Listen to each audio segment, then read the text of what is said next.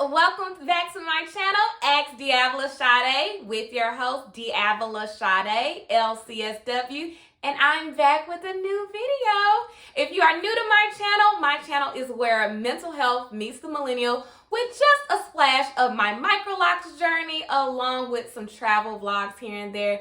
And I'm bringing you a new installment, a new episode of Tidbit from your favorite therapist. Yes, if you have missed any past mental health videos, they are under the newest ones are under Tidbit from your favorite therapist, the playlist. So I will link that there. But this is a new video and I'm so excited. It's been a while. So let's go ahead and get into today's video. Today's video is about unrealistic expectations. Now I know your first thought is, unrealistic expectations. How do I know if I'm setting unrealistic expectations? What are unrealistic expectations? And I'm here to hopefully shed some light so you can take this tidbit throughout your week and apply it to help you live a better life. So when I think about unrealistic expectations, I think about beliefs that we place on ourselves, that we place on people that we're in relationship with, that we feel people are setting for us, and beliefs that we have to actually meet. Like, an unrealistic expectation that I might set on myself is I have to be perfect or I can't make mistakes. Now, how realistic is it to actually achieve that belief? Exactly. It's not realistic because that would mean I would have to be perfect, and perfectionism is not possible. So let's think about, where did this even start? Like, how did I even conceptualize the idea that I have to be perfect, or even just in general setting unrealistic beliefs on myself? Usually it probably started in your childhood. Maybe your parents or your caregivers expected you to always excel in school. Like, anything less than an A, it was you got a lecture, you got discipline.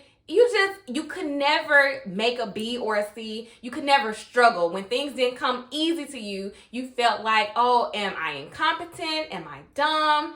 A lot of times we will put expectations on the oldest sibling to, you need to make sure you're always there for your younger siblings. You need to make sure you support them. You need, basically, like, you got to be their parent. So again, that's an unrealistic expectation considering you guys are siblings. So we can learn these messages just, out of nowhere. It's not that anyone just said you had to be perfect, but the expectation was placed there. And then we grow up into adults who feel a need to actually achieve these unrealistic expectations. Well, I'm here to tell you that this week you have to give yourself permission to not have to live up to these unrealistic expectations. So how do we change this mindset that we might have developed from childhood? First, you have to identify your unrealistic expectations. So I'm going to ask you to create 3 categories. The first category, unrealistic expectations I set on myself.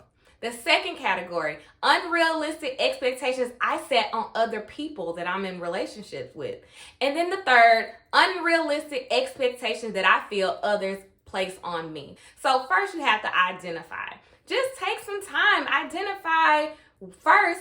Before you can change how you show up in relationship with other people, you first have to change how you show up in relationship with yourself. So that's why I'm asking you to do the unrealistic expectations for self first. Psychology teaches us that first, as humans, we come up with a belief.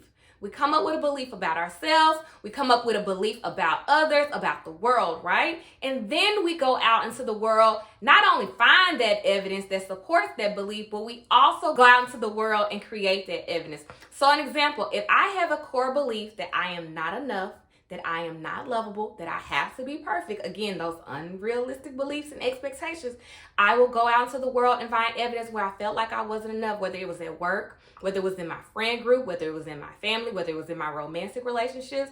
And then I started believing this to be true.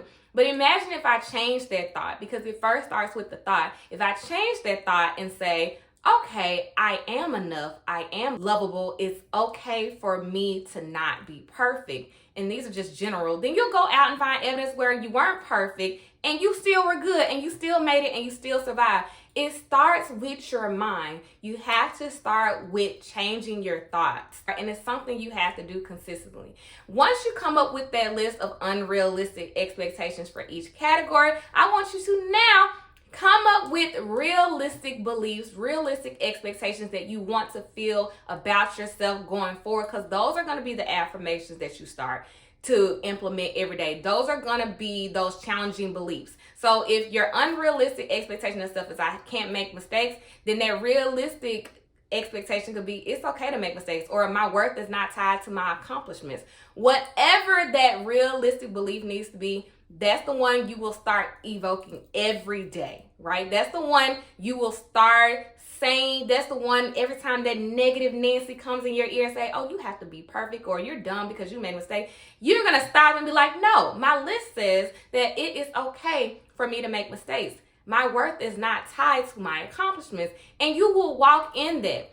Cognitive behavior therapy teaches us that first it starts with our thoughts. Our thoughts impact our feelings, and our feelings impact our behavior. So if we have negative thoughts about ourselves, that would elicit negative feelings and thus negative behaviors and reactions. That also shows us that if we have positive thoughts, that will elicit positive feelings, and that will be positive behaviors. So that is all I have for you today. Take that tidbit into your work week and start challenging those negative beliefs so you can live your best life.